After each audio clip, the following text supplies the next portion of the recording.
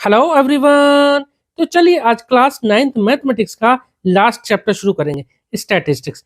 NCERT latest book के according ये chapter number 12 है और पुरानी बुक में चैप्टर नंबर 14 है।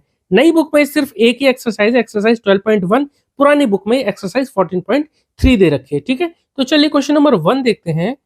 A survey conducted by an organization for the cause of illness and death among the women between the ages 15 to 44 in years worldwide।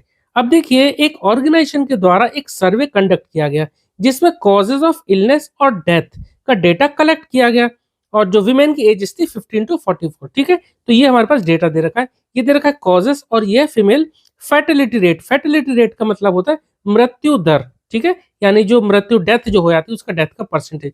ये causes है illness यानी बीमारियों के कारण, जैसे कि पहला है रिप्रोडक्टिव हेल्थ कंडीशन, इसके कारण या इस बीमारी के कारण या इस तरह की बीमारियों के कारण 31.8% डेथ हो जाती है। ठीक है, तो ये डेटा आप यहाँ देख लेना। अब देखिए यहाँ पर 3 पार्ट दे रखे हैं, ये हमें सॉल्व करने हैं। पहला है represent the information given above graphically. तो ये जो इंफॉर्मेशन दे रखी है, ये जो डेटा दे रखा है, इसको हमें ग्राफिकली रिप्रेजेंट करना है, मतलब कि हमें इसका ग्राफ बनाना है। ठीक है, उसके बाद सेकंड और थर्ड देखते हैं। चलो पहले फर्स्ट को ही करते हैं, पहले इसका ग्राफ बना लेते हैं। तो देखिए ग्राफ के लिए मैंने यहाँ पर पहले से ही ये 2 लाइन खींच ली हैं, यानी कि ये होगी हमारी वाई एक्सिस और ये होगी हमारी एक्स एक्सिस। ठीक है, और जो ये जो रिप्रोडक्टिव हेल्थ कंडीशन, ये जो यानी कि जो कॉजेज जो है, इनको हम लिखेंगे यहाँ पर एक्स एक्सिस पर लेंगे, और ये जो डेटा यानी कि जो परसेंटेज में जो फीमेल फर्टिलिटी रेट जो दे रखा है परसेंटेज में, उसको हमने ले लिया यहाँ पर वाई एक्सिस पे। ठीक है, तो चलिए पहला है हमारा रिप्रोडक्टिव हेल्थ कंडीशन, ये जो दे रखे 31.8%। देखिए यहाँ पर सबसे पहली बात तो ये कि आपको ये समझ में आना चाहिए कि यहाँ पर हम कितनी कितनी वैल्यू लें। देखो सबसे पहले आपको इसको बनाने के लिए ना, आप यहाँ सबसे छोटी वैल्यू देख लो और सबसे बड़ी वैल्यू देख लो। सबसे छोटी वैल्यू कितनी है 4.1, सबसे बड़ी वैल्यू 31.8।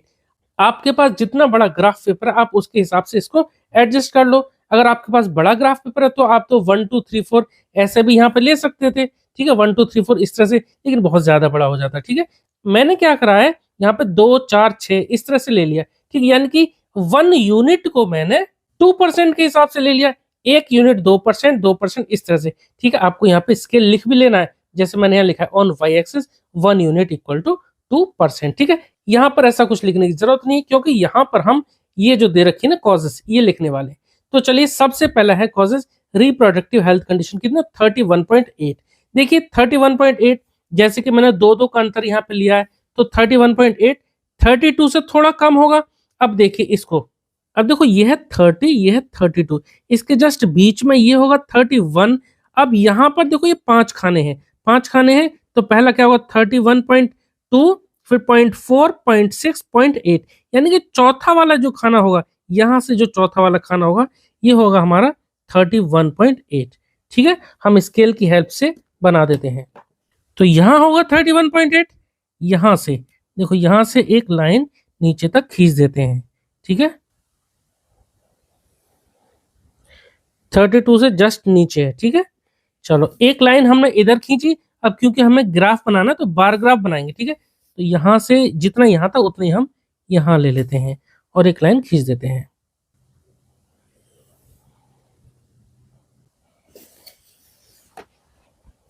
और ये क्या था, ये रिप्रोडक्टिव हेल्थ कंडीशंस था, तो हम इसी बार ग्राफ में लिख देंगे रिप्रोडक्टिव हेल्थ कंडीशंस। कितना 31.8 था ना, तो हम यहाँ पे इसके ऊपर लिख भी देते 31.8% इस तरह से। ठीक है, चलिए अब सेकंड देखते हैं न्यूरोसाइकेट्रिक कंडीशंस, कितना 25.4। तो देखो 25.4 का होगा, देखो 24 ये 26 ये, इसके जस्ट बीच में आएगा 25 और 4 लाना है, तो देखो 2 4 यानी 25 के बाद ये 2 कॉलम ले लेते हैं, यानी 2 ये लाइन ले लेते हैं। यहाँ हो गया 25, यहाँ से 2 लाइन ले लेंगे तो 25.4 हो जाएगा। ठीक है, तो यहाँ पे एक लाइन यहाँ पे यानी कि एक ये कॉलम छोड़ देते हैं, यहाँ से बना लेते हैं यहाँ 25 और 2 लाइन ऊपर ले लेते हैं, यानी कि यहाँ पे। ठीक है, यहाँ से लाइन खींच देंगे नीचे। ठीक है, ऐसे जैसे यहाँ से यहाँ खींचा, सेम यहाँ से भी ये मिला देंगे। ठीक है, तो ये हो गया कितना 25.4%। ठीक है, अच्छा ये क्या था, ये था न्यूरोसाइकेट्रिक कंडीशन, तो हम यहाँ पे भी लिख देंगे न्यूरोसाइकेट्रिक कंडीशंस। ठीक है, चलिए ये हो गया। थर्ड देखते हैं, इंजरीज। इंजरीज की वजह से जो डेथ होती है वो 12.4%। तो चलिए थर्ड बार ग्राफ में बनाएंगे, यानी कि तीसरा जो कॉलम बनाएंगे 12.4 का। तो 12.4 कहाँ होगा, 12 ये है और इसके बीच में 13, यानी कि 12 से 1 2। ठीक है, एक का मतलब है 0.2, दूसरे का मतलब 0.4 हो जाएगा। ठीक है, तो 12.4 के लिए 12 के बाद ये दो डंडे ले लेंगे, यानी कि दो लाइन खींच लेंगे। ये था हमारा 12, इसके आगे दो लाइन और ले लेते हैं। ठीक है, तो ये हो जाएगा, ऐसे ही इधर ले लेंगे, यहाँ तक 12 है, इसके बाद दो लाइन और ले लेंगे, तो ये हो जाएगा। ये लाइन हम मिला देंगे। ठीक है, ऐसे ही ऊपर की तरफ से लाइन जोड़ देंगे।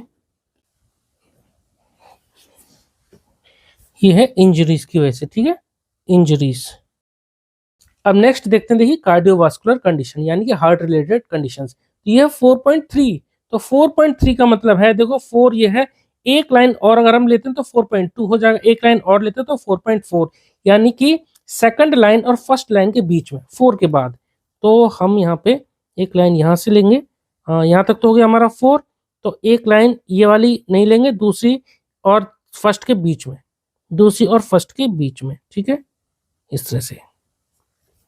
ये सेकंड आपको दिख रहा होगा क्योंकि पेन की टिप थोड़ी सी मोटी है। तो 4 के बाद एक लाइन छोड़ देंगे, उसके बाद अगली जो लाइन है वो और फर्स्ट लाइन के बीच में। ठीक है, इसी तरह से हम यहां से ले लेंगे और हम इसको मिला देंगे। तो ये हो गया हमारा 4.3%। लिख देते हैं यहाँ 4.3%।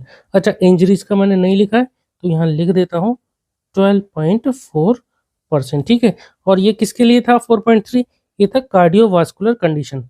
ठीक है, तो मैं यहाँ थोड़ी जगह कम है, ठीक है, मैं यहाँ लिख देता हूँ, आप अपने हिसाब से एडजस्ट कर लेना। कार्डियोवास्कुलर, ठीक है, शॉर्ट में लिख देता हूँ कार्डियोवास्कुलर, और यहाँ पर कंडीशन। अच्छा, एक काम और कर सकते हैं, जैसे इनके अंदर ना लिख करके ना आप इधर भी लिख सकते हो, इनके नीचे भी यहाँ पे लिख सकते हो, इनके नीचे इस तरह से। ठीक है, चलिए नेक्स्ट है हमारा रेस्पिरेटरी कंडीशन। फिफ्थ है रेस्पिरेटरी कंडीशन, वो कितना 4.1। तो 4.1 कहां पर होगा, देखिए 4 तक तो यहाँ पर है, ये 4 तक यहाँ पर है, एक लाइन और लेता हूं तो 4.2 हो जाता, तो 4 और ये 4.2 के जस्ट बीच वाला जो आएगा 4.1 आएगा। ठीक है, तो यहाँ पे ले लेते हैं।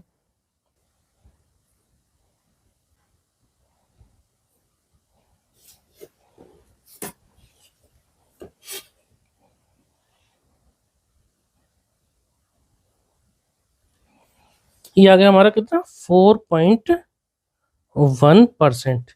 और ये डिजीज का नाम क्या था, यानी ये कौन सी कंडीशन थी, रेस्पिरेटरी कंडीशंस। ठीक है, तो हम यहाँ लिख देते हैं रेस्पिरेटरी कंडीशंस, रेस्पिरेटरी कंडीशंस। ठीक है, लास्ट है हमारा अदर कॉजेज। इन बीमारियों के अलावा या इस तरह के इश्यूज के अलावा और किसी से जो डेथ होती है वो कितने हैं 22%। ठीक है, तो अब 22% बना लेते हैं। देखो 22 तो सीधे यहाँ पर है ही है। ठीक है, तो इसको सीधे हम 22 तक लाइन खींच देंगे। ये हो गया हमारा 22%, दोनों तरफ लाइन खींच देंगे। ये हो गया 22%, और यहाँ पर भी हम लाइन खींच देंगे। ठीक है, कितना है 22%। और इसका जो कॉजेज है क्या, अदर कॉजेज, लिख देते हैं हम यहाँ पर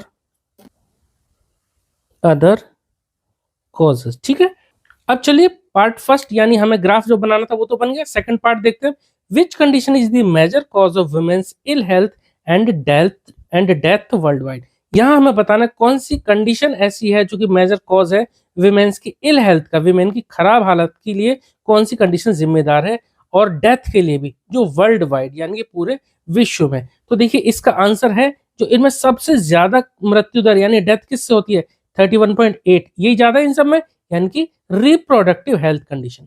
ठीक है, तो सेकंड का आंसर क्या है, रिप्रोडक्टिव हेल्थ कंडीशन। लिख देते हैं इसका आंसर। ठीक है, इसके बाद थर्ड देखते हैं। थर्ड में देखिए, try to find out with the help of your teacher any two factors which play a major role in the cause in part second में above being the major cause.